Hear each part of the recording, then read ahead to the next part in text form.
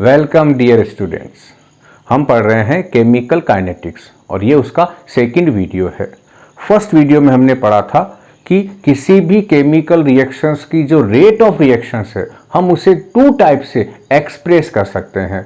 First हमारे पास था average rate of reactions, second हमारे पास था इंस्टेंटेनियस रेट ऑफ रिएक्शंस।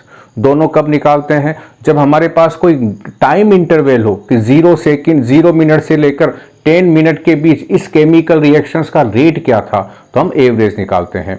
यदि हमसे ये पूछा गया कि 5 मिनट पर पर्टिकुलर मिनट पे हमें उस केमिकल रिएक्शंस का रेट पूछा गया, तो हम क्या निकालते हैं? Instantaneous rate of reactions. आज हम क्या पढ़ने वाले हैं?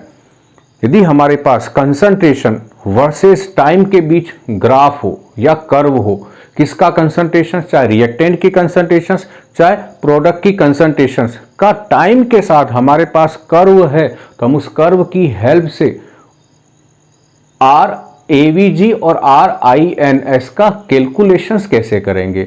टॉपिक का नाम है graphical calculations of rate of reactions. तो हम पहले उस मेथड पे चलते हैं। तो यहां क्या लिखूं मैं? मेजरमेंट लिख देता हूं।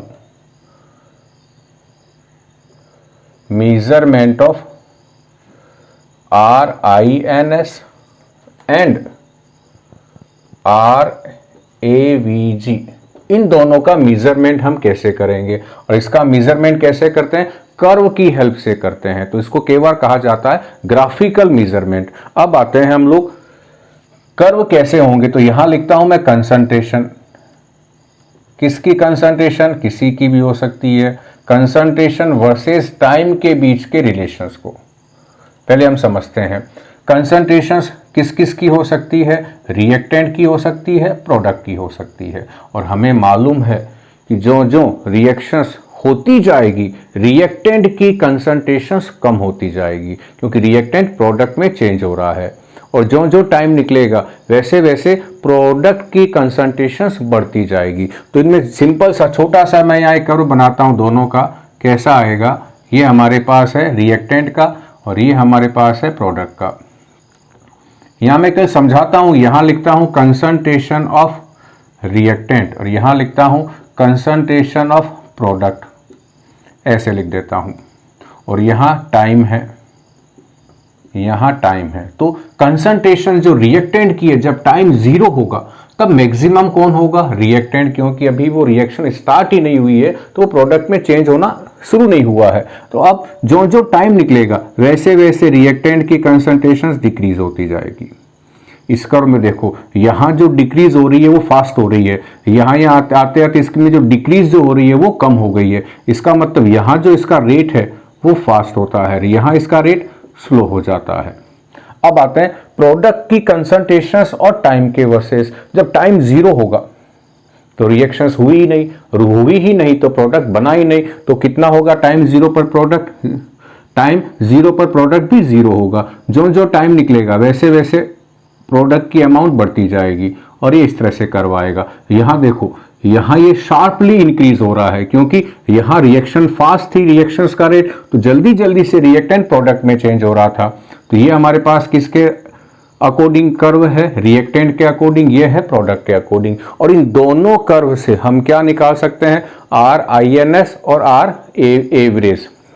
कैसे निकालते हैं यहाँ देखते हैं, ढंग से समझना। इनमें से मैं फर्स्ट रिएक्टेंट के अकॉर्डिंग आपको एक्सप्लेन करता हूँ। ये हमारे पास मान लो कोई ये वाई एक्सिस है और ये हो गई हमारे पास एक्स एक्सिस। थोड़ा सा और ऊपर ले जाता हूँ।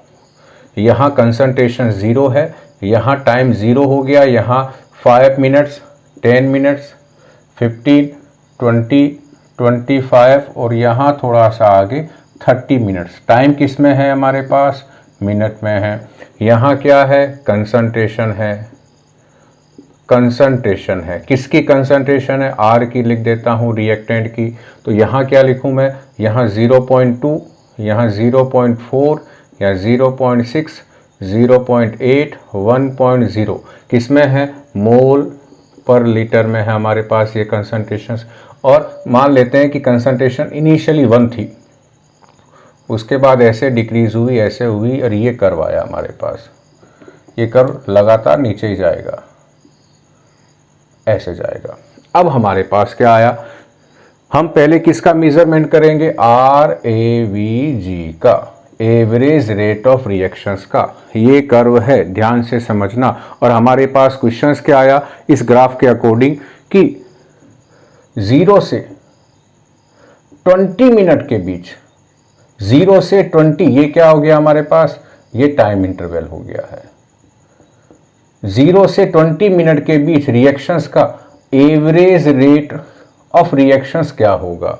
तो हमें क्या करना है, कुछ नहीं करना है। 0 का मतलब तो ये रहा, तो ये हमारे पास ये यहां से यहां 0 हो गया, और 20 का मतलब ये हो गया। तो 20 मिनट पे ये कर्व जहां आ रहा है वहां से एक आप टेंजेंट ड्रॉ करें और इस टाइम तक ले आए, इस टाइम तक 20 मिनट तक ले आए। इनिशियल टाइम तो 0 था, यदि 0 नहीं होके 5 मिनट होता, चलो मैं 5 कर देता हूं, समझना आसान हो जाएगा। 5 से 20 मिनट के बीच इस रिएक्शंस का एवरेज रेट क्या था। तो अब मैं 5 मिनट पे आता हूं इस कर्व में, और एक 5 मिनट के रेस्पेक्ट में यहां एक टेंजेंट बनाता हूं, इस टेंजेंट को यहां ले आऊंगा, ये आ गई यहां पर। अब हमारे पास दो टेंजेंट हो गई है, एक 5 मिनट पे हो गई है, एक 20 मिनट पे। दो क्यों हुई है, क्योंकि हमें इन टाइम इंटरवल के बीच ही रेट ऑफ रिएक्शंस पूछा था। तो अब ये हमारे पास क्या है, ये हमारे पास है डेल टी, कितना है 20 माइनस 5, 20 माइनस, तो ये कौन सा टाइम है, ये इनिशियल है, ये फाइनल है। तो यहां से क्या निकलेगा 20 minus 5 equals to time interval कितना आएगा हमारे पास, 15 मिनट आएगा। और इन दोनों टाइम के रेस्पेक्ट में कंसंट्रेशंस कितनी है, तो यहां से जाता हूं, ऐसे ऐसे जा रहा हूं, हो सकता है एग्जैक्ट ना हो यहां, और इसके रेस्पेक्ट में यहां मान लेता हूं। तो ये हमारे पास, इसको क्या मान लूं मैं T1, इस टाइम को क्या मान लूं T2, इस कंसंट्रेशन को क्या मान लूं C1। ये कौन सी इनिशियल है, ये कौन सी है फाइनल है, ये C2 मानी मैंने, इसको हटा देता हूं यहां से, और इसको मैंने क्या माना यहां पर, ये C1 है, ये C1, ये C2, ये टाइम T1, ये टाइम T2। अब कैसे निकालूंगा मैं, फॉर्मूला क्या हमारे पास है, RAVG। अगला ध्यान रखना, रिएक्टेंट के अकॉर्डिंग निकाल रहे हैं, प्रोडक्ट के अकॉर्डिंग।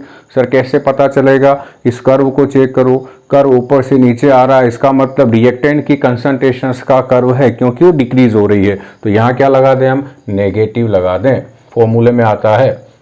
अब यहाँ क्या लिखूं, del C change in concentration. तो ये कौन सी कंसंट्रेशन है, ये फाइनल है, ये इनिशियल है। तो क्योंकि ये टाइम 5 मिनट पर थी और ये 20 मिनट पर है, तो ये कौन सी कंसंट्रेशन हुई, इनिशियल। तो फॉर्मूला क्या लगता है, फाइनल माइनस इनिशियल, तो C2 माइनस C1 टाइम, ये कौन सा टाइम है, ये फाइनल है, ये इनिशियल है। तो यहाँ क्या लिखूं, डेल T2 माइनस T1। अब यहाँ क्या आ जाएगा, C2 पे कितनी कंसंट्रेशन है, 0.2 मान लेता हूं, और यहाँ 0.65 मान लेता हूं, 6.65। तो यहाँ क्या लिखूं मैं, 0.C2 ये है फाइनल, पॉइंट C2 में यह है 0.2 माइनस 0.6 मान लेता हूं, जल्दी आ जाएगा हमारा आंसर। ये हो गई हमारे पास यहाँ चेंज इन कंसंट्रेशन। और टाइम इंटरवल कितना है, ये फाइनल कितना है, 20 है, 20 माइनस 5। इसको सोल्व करो तो 0.2 में से 0.4 गया, तो यहाँ कितना बचा, माइनस आएगा, यहाँ आगे माइनस है, तो यहाँ माइनस है, और इसको सोल्व करने पे आंसर्स क्या आया, माइनस 0.4, और यहाँ क्या आया 15। सोल्व करने पर नेगेटिव नेगेटिव पॉजिटिव हो गया, तो 0.4 अपॉन 15 सोल्व करोगे तो जो भी आंसर्स आएगा उसके पीछे क्या लग जाएगी, मोल पर लीटर पर सेकेंड। ये आंसर्स आ गया। ये आंसर्स कौन सा है, AVG है। समझ में आ गया, सिंपल सा है। जिस टाइम इंटरवल के बीच हमसे रेट ऑफ रिएक्शंस पूछा गया है, उस उन पर्टिकुलर टाइम पे हम एक टेंजेंट ड्रॉ करेंगे इस कर्व की ओर, और हम क्या निकाल रहे हैं रियल में, ये इस यहां से लेके यहां तक के कर्व का स्लोप निकला है। यहां से लेके यहां तक के कर्व का ये स्लोप आ गया है, और ये स्लोप जो है वही एवरेज रेट ऑफ रिएक्शंस होगा। T5 पर 5 मिनट पर ये कंसंट्रेशन थी जो ज़्यादा है, 20 मिनट पर ये कंसंट्रेशन है जो कम है, तो ये इनिशियल है, ये फाइनल है। इनका डिफरेंस इन दोनों की वैल्यू यहाँ पुटअप करी, average rate of reactions calculate हो गया। ये तो हुआ रिएक्टेंट के अकॉर्डिंग। अब किसके अकॉर्डिंग समझते हैं, प्रोडक्ट के अकॉर्डिंग कैसे निकलेगा। तो इसको मैं हटा रहा हूं, समझ में आ गया होगा। अब इसको मैं हटा देता हूं और अब मैं कहाँ जाता हूं, सेकंड कर्व पे आ जाता हूं। सेकंड में भी हम क्या निकालने वाले हैं, चलो मैं अब एवरेज का तो हो गया, किसका निकाल लेते हैं हम लोग अब, INS instantaneous rate of reactions का निकाल लेते हैं। उसमें हम कैसे निकालेंगे रेट ऑफ रिएक्शंस, ये साफ नहीं होता जल्दी से बोर्ड भी, चल चल चल जल्दी से साफ हो जा फिर। अब सेकंड कर्व बनाता हूं मैं। अब किसका बनाऊंगा मैं, प्रोडक्ट वाला, किसी का बना लो, रिएक्टेंट का बना देता हूं।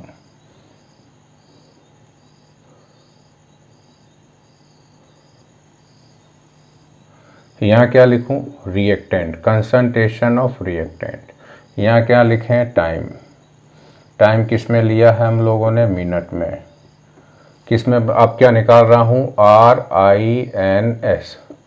थोड़ा सा डिफरेंस है इन दोनों में और वो हमें समझना है। यहाँ 0 है, यहाँ 5 है, यहाँ 10, 15, 20, 25, 30, ये सब मिनट्स में है।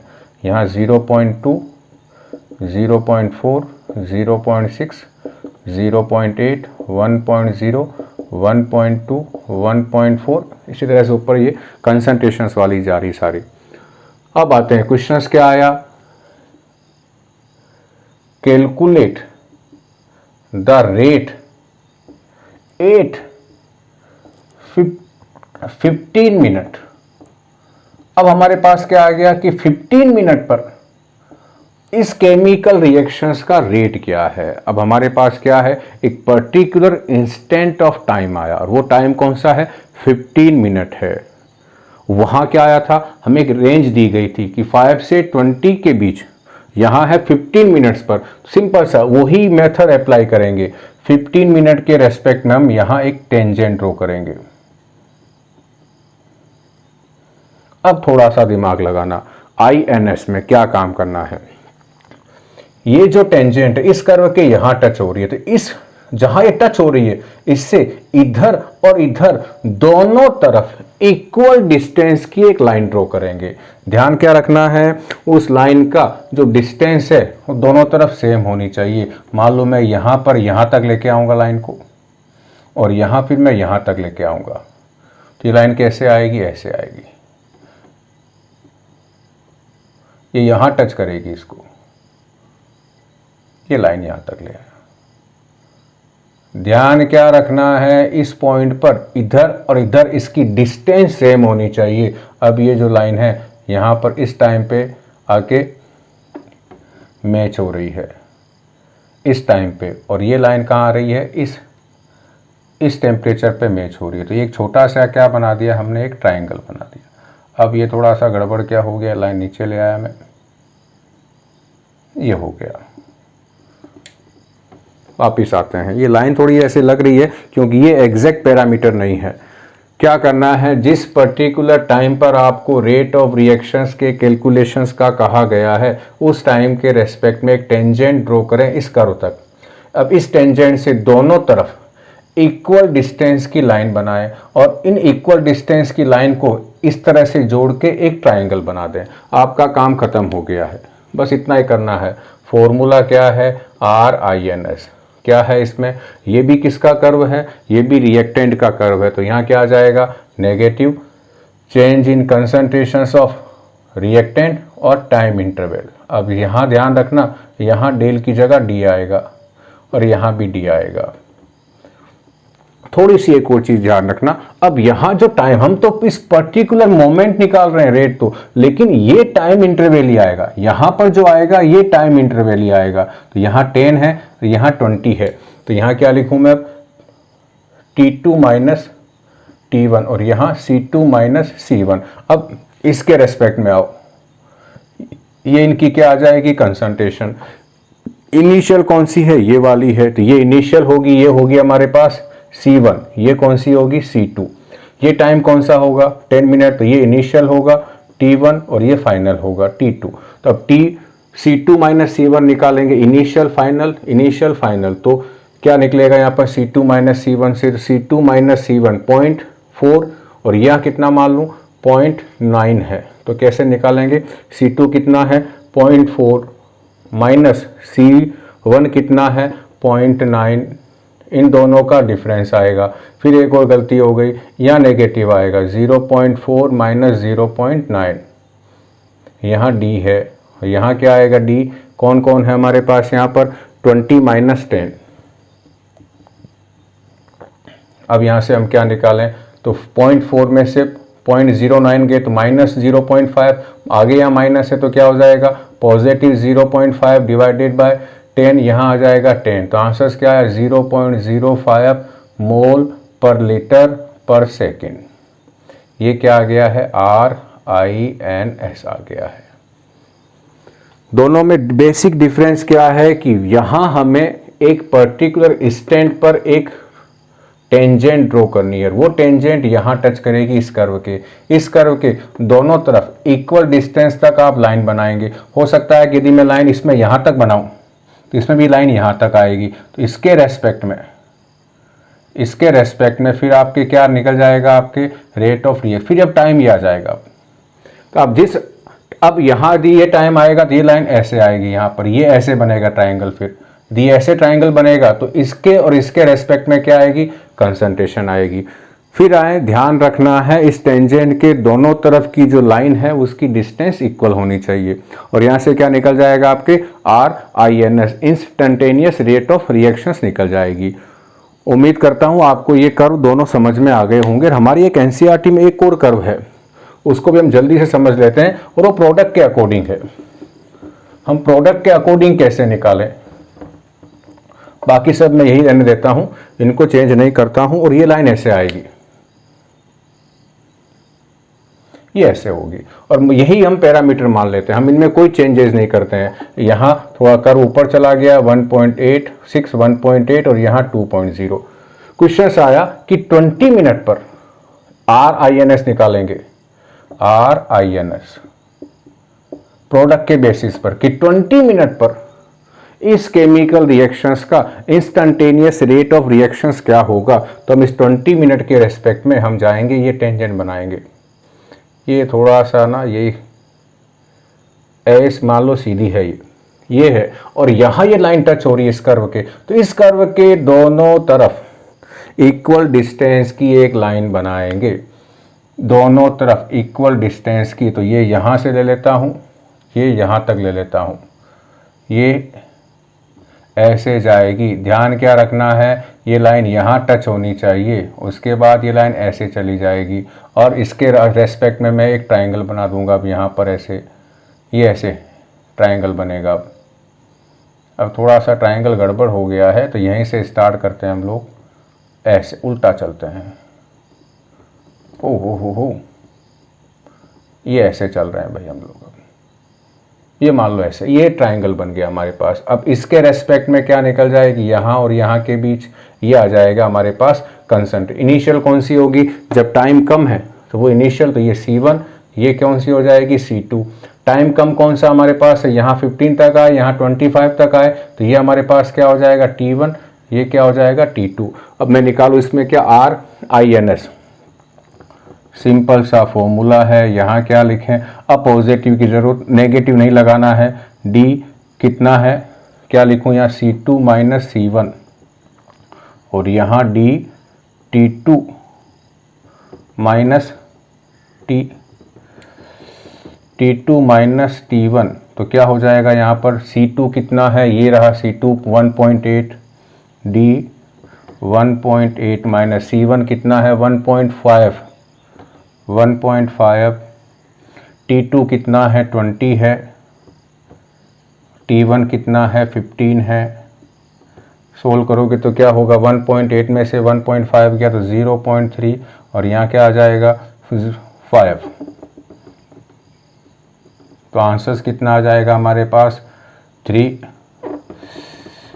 इंटू 10⁻⁻1 मोल पर लीटर पर सेकेंड। ये हमारे पास आंसर्स आ गया। और ये कर्व कौन सा था हमारे पास, ये कर्व था हमारे पास 10⁻⁻2। ये कर्व हमारे पास कौन सा था, प्रोडक्ट का था, और हमने प्रोडक्ट के बेसिस पर 20 मिनट्स में, पर्टिकुलर इंस्टेंट ऑफ टाइम हमारे पास था 20 मिनट में, हमने क्या निकाल लिया, are instantaneous rate of reactions. ये बच्चों था हमारे पास ग्राफिकल मेथड। जब इसका क्वेश्चंस आएगा तो ये कर्व बना हुआ आएगा और आपसे क्या कहा जाएगा, किसी पर्टिकुलर मोमेंट पर आपसे रेट ऑफ रिएक्शंस के कैलकुलेशंस का क्वेश्चंस आएगा। दोनों तरह का रेट ऑफ रिएक्शन वो आपसे पूछ सकता है। अब ठीक, हम इसके आगे चलते हैं। टॉपिक हमारा खत्म हुआ और अब कुछ ऐसे बढ़िया से कंसेप्ट हमारे पास हैं जो हमारे क्लियर होने बहुत ज़रूरी हैं, और वो क्या है, रेट ऑफ रिएक्शन के अलावा भी कितने तरह की रेट ऑफ आगे खाली छोड़ रहा हूँ उतने टर्म्स यूज आती है। तो क्या क्या टर्म्स यूज आती है वो पहले हम समझते हैं। रेट ऑफ रिएक्शंस के अलावा भी बहुत तरह की टर्म्स यूज आती है। ये साफ क्यों नहीं होता है, तो कौन कौन सी टर्म्स यूज आती है ढंग से समझना। फर्स्ट हमने समझी है रेट ऑफ रिएक्शन, और यहीं से न्यूमेरिकल बनेगा रेट ऑफ रिएक्शन। फिर हमारे पास है रेट ऑफ डिसएपीरियंस, फिर है रेट ऑफ डीकंपोजिशन, फिर है रेट ऑफ फॉर्मेशन, फिर है रेट ऑफ प्रोडक्शन। ये सब टर्म्स यूज आती है और ये न्यूमेरिकल में यूज आती है। इनमें सबका मीनिंग क्या है, सिंपल सा मीनिंग है। इन सब को चेक करते हैं और फिर हम इस पे आ जाएंगे। और रिएक्शंस में क्या लिख देता हूं, एक N1A प्लस N2B, ये आपको दिख रही होगी कि नहीं दिख रही होगी नहीं मालूम, थोड़ा नीचे लिख देता हूं, N1A plus N2B M1C plus M2D। N1 N2 M1 M2 ये स्टाइकियोमेट्रिक कॉफिशिएंट है। तो क्या है ये N1 N2 M1 M2 क्या है, स्टाइकियोमेट्रिक कॉफिशिएंट। A B क्या है, रिएक्टेंट है। C और D क्या है हमारे पास, प्रोडक्ट है। ये तो इनकी जानकारी हो गई हमारे पास। अब आते हैं रेट ऑफ रिएक्शंस। हमने पहले पढ़ा था कि इन चारों में से मैं किसी के according rate of reactions mention कर देता हूं। तो यहां लिखता हूं रेट ऑफ रिएक्शन, क्या लिख सकता हूं, ए के according -1/N1 concentration, change in concentration of A time interval. और क्या लिख सकता हूं, -1/N2 change in concentration of B divided by time interval. और क्या लिख सकता हूं, प्रोडक्ट के अकॉर्डिंग, अब माइनस नहीं आएगा, 1/M1 change in concentration of C divided by del T. Second D के according 1/M2 del D change in concentration of D divided by time interval. ये चारों इक्वेशंस हमारे पास, ये चारों आपस में इक्वल है। ये रेट ऑफ रिएक्शंस है। अब आते हैं रेट ऑफ डिसएपीरियंस। कौन ऐसा है उस केमिकल रिएक्शन में जो डिसएपियर हो रहा है, वो रिएक्टेंट है। सेकंड है रेट ऑफ डीकंपोजिशन, कौन डीकंपोज हो रहा है, रिएक्टेंट हो रहा है। तो ये जो दोनों टर्म्स है, रेट ऑफ डिसएपीरियंस और रेट ऑफ डीकंपोजिशन, ये दोनों रिएक्टेंट के टर्म के बेस पर है। और रेट ऑफ फॉर्मेशन और रेट ऑफ प्रोडक्शन किसका हो रहा है, प्रोडक्ट का। तो ये दोनों टर्म्स कहाँ यूज आती है, प्रोडक्ट के लिए यूज आती है। अब आते हैं, हम समझते हैं क्या है इसी रिएक्शन में। मैं कि आपसे क्या पूछ लूं कि रेट ऑफ डिसएपीरियंस ऑफ ए क्या है। रेट ऑफ रिएक्शन नहीं पूछ रहा हूं मैं, रेट ऑफ डिसएपीरियंस ऑफ ए क्या है। तो क्या लिखूंगा मैं, कुछ नहीं करना है, इस स्टाइकियोमेट्रिक कॉफिशिएंट से डिवाइड नहीं करना है, बाकी सब कुछ वो का वो करना है। तो रेट ऑफ डिसएपीरियंस क्या होगा, इस ए के अकॉर्डिंग क्या होगा, minus del A upon del T. क्या नहीं लगाया, केवल स्टाइकियोमेट्रिक कॉफिशिएंट से डिवाइड नहीं किया है। बी के रेस्पेक्ट में पूछोगे, रेट ऑफ डिसएपीरियंस है, ये भी बी भी रिएक्टेंट ही है। तो क्या लिखूंगा, negative del B upon del T. ये इक्वेशन नंबर 5 मान लेता हूँ, ये 6 मान लेता हूँ। ये 1 2 3 4 है, ये 1 है, ये 2 है, ये 3 है, ये 4 है। समझना, बेसिक कंसेप्ट है। प्रोडक्ट के अकॉर्डिंग लिखना चाहूँ इसके अकॉर्डिंग तो क्या हो जाएगा, पॉजिटिव आएगा। यहाँ क्या आ जाएगा, del C upon del T. इसके अकॉर्डिंग ये इक्वेशन नंबर 7 हो गई। इसके अकॉर्डिंग लिखना चाहें तो क्या होगा, change in concentration of D divided by del T. यहाँ पर इन चारों में मैंने किससे डिवाइड नहीं किया है, इनके स्टोइकियोमेट्रिक कोएफिशिएंट से डिवाइड नहीं किया है। उस कंडीशन में 5 और 6 तो क्या कहलाएगी, रेट ऑफ डिसअपीयरेंस या रेट ऑफ डिकम्पोजिशन, और 7 और 8 क्या कहलाएगी, रेट ऑफ फॉर्मेशन या रेट ऑफ प्रोडक्शन।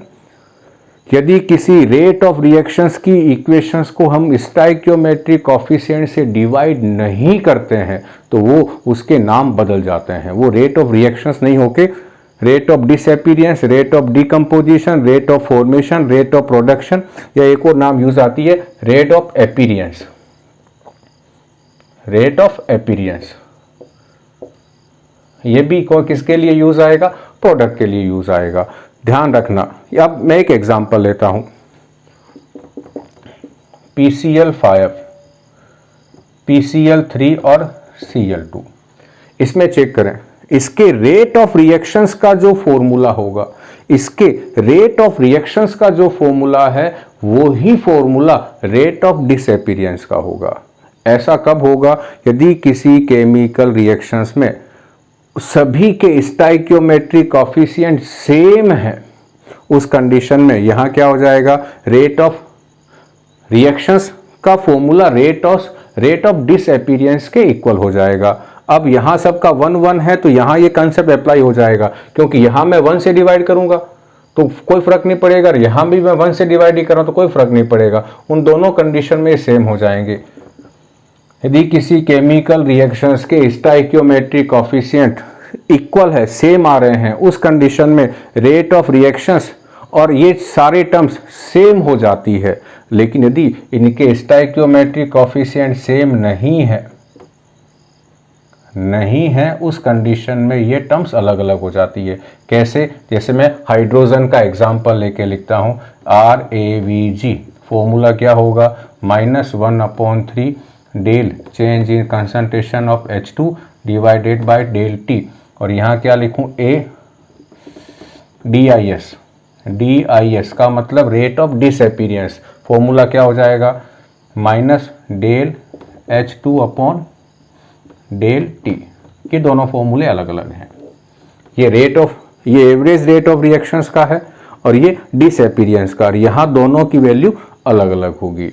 ध्यान रखना, न्यूमेरिकल में यही यहाँ घुमाते हैं बच्चों को आपको। अब मैं एक एग्जांपल ले लेता हूँ और इसी एग्जांपल के अकॉर्डिंग मैं आपको समझा देता हूँ कि ये कहाँ कहाँ कैसे कैसे यूज आ रहे हैं। तो एग्जांपल देखें, आपके ठीक बॉटम पर एक एग्जांपल आया होगा। ये एग्जांपल CBSE में 2008 में आ चुका है। यही एग्जांपल आया था, सैंपल पेपर में था शायद ये उस समय। तो आप इस एग्जांपल को चेक करें, इस न्यूमेरिकल को पढ़ें एक बार आप, क्या लिखा हुआ इसके अंदर। तब तक मैं इसमें मेहनत कर लेता हूँ बोर्ड के ऊपर। ये मेरे जैसा या आपके जैसा बदमाश है, ये भी आसानी से साफ नहीं होता है। तो क्वेश्चंस देखें, आपके जो सामने आया है, क्या लिखा हुआ है, for an elementary reaction 2A + B किस में चेंज हो रहा है, 3C में। The rate of appearance of C, ध्यान रखना, the rate of appearance of C at time T is 1.3 × 10⁻⁻4 mole per litre per second. Calculate at this time rate of reactions और rate of disappearance of A। तो हमसे क्या क्या पूछा गया है, मैं लैंग्वेज नहीं लिखता हूं, हमें क्या क्या चीजें दे दी गई है। Rate of appearance, rate of appearance of किसका दिया है, C कितनी वैल्यू दी है, 1.3। आपके बॉटम पे देखें क्वेश्चंस है 10⁻⁻4 mole per litre per second. और हमसे क्या क्या पूछा गया है, rate of reactions, rate of reaction sir कौन सी लिखें? तो हमेशा जब मेंशन नहीं करें तो आप एवरेज का फॉर्मूला ही लिखें। और सेकंड क्या हमारे पास है? Rate of disappearance of A, rate of disappearance of A. लेकिन यहाँ क्वेश्चंस की लैंग्वेज आप पढ़ोगे the rate of disappearance of C at time T, यानी वो पर्टिकुलर आपको टाइम दे रहा है टी टाइम पर। तो ये कौन सा हुआ? ये इंस्टेंट ऑफ टाइम हुआ है। तो यहां हम डेल यूज नहीं लेंगे, डी यूज लेंगे। अब आते हैं इक्वेशंस क्या है हमारे पास है? 2a प्लस बी किस में चेंज हो रहा है? 3c में। अब लैंग्वेज पढ़ते हैं। रेट ऑफ अपीयरेंस ऑफ सी, ये रहा सी। तो यदि इस सी के रेस्पेक्ट में मैं क्या लिखूं? Rate of appearance. समझना, ये सॉल्यूशन है। Rate of appearance of C equals to क्या हो जाएगा हमारे पास? D C upon D T. यही तो फॉर्मूला है, मैंने 3 से इसको डिवाइड नहीं किया। ये हो गया रेट ऑफ अपीयरेंस ऑफ सी, और ये किसके इक्वल है? 1.3 इंटू 10⁻⁻4। आगे यूनिट लगी हुई है। ये हमारे हुआ पास फर्स्ट। ये इस अकॉर्डिंग टू द क्वेश्चंस में जो हमें वैल्यू दी गई है उसके अकॉर्डिंग मैंने ये लिखा है। अब मुझे एक वो चीज मालूम है, क्या है? Rate of reaction. ये मुझे मालूम है, यहां मुझे ये डाटा दिया गया तो मैं इसी डाटा का यूज ले रहा हूं। रेट ऑफ रिएक्शन में मैं क्या लिख सकता हूं? D upon D T. देखो मैंने यदि कॉफिशिएंट से डिवाइड कर दिया तो ये क्या हो जाएगी? ये हो जाएगा हमारे पास रेट ऑफ रिएक्शंस हो जाएगा। तो ये रेट ऑफ रिएक्शंस है। अब सिंपल सा मैं क्या काम करूं? यदि मैं ये डीसी अपॉन डी की वैल्यू कितनी है? ये रही 1.3। तो ये इक्वेशन 1 मान लें, ये इक्वेशन 2 मान लें। इक्वेशन 1 से मैं डीसी अपॉन डी की वैल्यू, केवल इसकी वैल्यू यहां पुटअप कर दूं। ये ऐसा कैसा रहेगा? तो क्या आ जाएगा हमारे पास? Equation number 2। और क्या आ जाएगी? Rate of reaction. तो 1/3 मल्टीप्लाई बाय 1.3 इंटू 10⁻⁻4। इसको सोल्व कर लोगे तो क्या आ जाएगी हमारे पास? जो भी आंसर्स आएगा वो क्या आ जाएगा हमारे पास? मोल पर लीटर पर सेकेंड। और ये आंसर्स क्या है रियल में? ये रेट ऑफ रिएक्शंस आ गई है। रेट ऑफ अपीयरेंस का फॉर्मूला इसके रेस्पेक्ट में हमने 3 से डिवाइड नहीं किया, तो ये फॉर्मूला आया और हमें इसकी वैल्यू गिवन है। ये सारी वैल्यू है। अब हम रेट ऑफ रिएक्शंस का फॉर्मूला इसी के बेसिस पे लिखें तो क्या हो जाएगा हमारे पास? ये 1/3, ये 1/3 DC upon D. DC upon D की वैल्यू मैं यहां से ले लूं, यहां पुटअप करूं तो इसको सोल्व करने पे जो भी आएगा वो क्या आएगा? रेट ऑफ रिएक्शंस आएगा। ये तो हमारा सोल्व हो गया। सेकंड क्या पूछा है? रेट ऑफ डिसअपीयरेंस ऑफ ए का पूछा है। तो हमें क्या मालूम है? Rate of reactions. चलो मैं आता हूं, यहां पर आता हूं। रेट ऑफ डिसअपीयरेंस ऑफ ए का फॉर्मूला क्या होगा? ये ए है तो इसका फॉर्मूला होगा D A upon D T. ये रेट ऑफ डिसअपीयरेंस ऑफ ए का फॉर्मूला हो गया है। किससे डिवाइड नहीं किया? कॉफिशिएंट से डिवाइड नहीं किया है। अब बच्चों यही कंसेप्ट लगता है। हमें मालूम है कि रेट ऑफ रिएक्शंस चाहे ए के अकॉर्डिंग निकालूं, चाहे बी के अकॉर्डिंग, चाहे सी के अकॉर्डिंग, सेम आता है। तो यदि यहां रेट ऑफ रिएक्शंस किसके रेस्पेक्ट में निकला है? सी के रेस्पेक्ट में। क्यों निकला? क्योंकि फॉर्मूला हमने सी का लगाया। तो जो रेट ऑफ रिएक्शंस ये आएगा, ये जो भी आएगा 1/3 इंटू 1.3 इंटू 10⁻⁻4, यही क्या है? रेट ऑफ रिएक्शन है। और यदि मैं ए के रेस्पेक्ट में रेट ऑफ रिएक्शन लिखूं तो क्या हो जाएगा? -1/2 D A upon D T हो जाएगा। और मैंने आपको इससे पहले बताया था 1 2 3 4 रेट ऑफ रिएक्शंस के केस में ये सबके रेट ऑफ रिएक्शंस इक्वल होते हैं। तो सी का जो रेट ऑफ रिएक्शंस है वो ए के रेट ऑफ रिएक्शंस के इक्वल होगा। तो ये हमारे पास सी का हो गया, ये हमारे पास ए का हो गया है। अब यहां से मैं क्या काम करूं? इसका मतलब ये जो वैल्यू है ये इसके इक्वल हुई तो क्या हुआ यहां पर? -1/2 D A upon D T equals to कितना है? 1/3 इंटू 1.3 इंटू 10⁻⁻4। अब मैं सिंपल सा क्या काम करूं? मुझे ये निकालना है डी अपॉन डी टी। तो मैं इस 1/2 में से इस 2 को उस तरफ लेके चला जाऊं तो माइनस डी ए अपॉन, यहाँ माइनस लगा दें क्योंकि रेट ऑफ डिसअपीयरेंस है, यहाँ नेगेटिव क्यों लगाया, क्योंकि ये रिएक्टेंट का है। तो minus D A upon D T equals to क्या आ जाएगा, 2/3 multiply by 1.3 into 10⁻⁻4 mole per litre per second. ये क्या आ जाएगा हमारा, ये क्या है, ये रेट ऑफ डिसअपीयरेंस ऑफ ए है।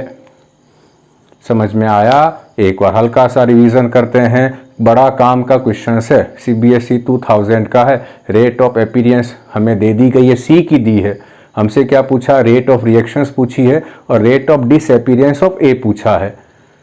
सी के रेस्पेक्ट में ये रहा सी, तो इसका रेट ऑफ अपीयरिंग ऑफ सी का फॉर्मूला क्या हो गया हमारे पास, ये हो गया इसका फॉर्मूला, सी का फॉर्मूला है ये, और इसकी वैल्यू हमें ये दी गई है।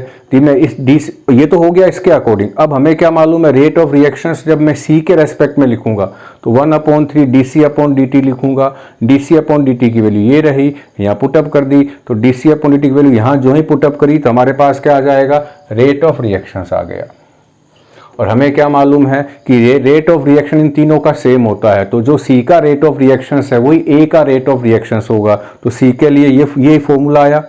ए का इक्वेशंस क्या होगी, -1/2 dA/dt। तो ये जो फॉर्मूला, ये जो वैल्यू है, ये ए के रेट ऑफ रिएक्शंस के इक्वल है। इसको मैंने वापस यहाँ ऐसे मेंशन करके लिख दिया, -12 dA/dt यहाँ आ गया, ये इसके इक्वल है। तो यदि मैं यहाँ से 2 हटा दूँ, यही तो क्या होगा, यदि मैं ए के रेस्पेक्ट में इसको ऐसे लिखूँ dA/dt, तो यही तो हुआ रेट ऑफ डिसअपीयरेंस। इस 2 को मैं यहाँ से हटा दूँ, इसको उस तरफ लेकर चला जाऊं तो उधर आते क्या हो जाएगा, ये -dA/dt हो गया, और यही क्या है, रेट ऑफ डिसअपीयरेंस ऑफ ए होगा। और ये क्वेश्चंस 3 मार्क्स का आया था। कब आया था, सैंपल पेपर में था या CBSE 2008 में आया हुआ है बच्चों। हमारे पास आज हमने क्या पढ़ा, ग्राफिकल मेथड पढ़ लिया और साथ में rate of reactions, rate of formation, disappearance, ये सारे पढ़ लिए। एक न्यूमेरिकल भी चेक कर लिया है, ये थोड़ा सा टफ न्यूमेरिकल था। अब बाकी इसके आसान होंगे, इसके ऊपर जो बेस्ड होंगे। और उम्मीद करता हूँ बच्चों आपको ये वीडियो पसंद आया होगा। पसंद आने पे 2 काम जरूर करें, लाइक करें और सब्सक्राइब करें। और हम अगले टॉपिक में क्या पढ़ने वाले हैं, किसी भी केमिकल रिएक्शंस के रेट को कौन कौन से फैक्टर्स अफेक्ट करते हैं। साथ में पढ़ेंगे हम, एक नया कांस्टेंट आएगा, रेट कांस्टेंट। और थर्ड हम पढ़ने वाले हैं order of the reactions. Thank you बच्चों।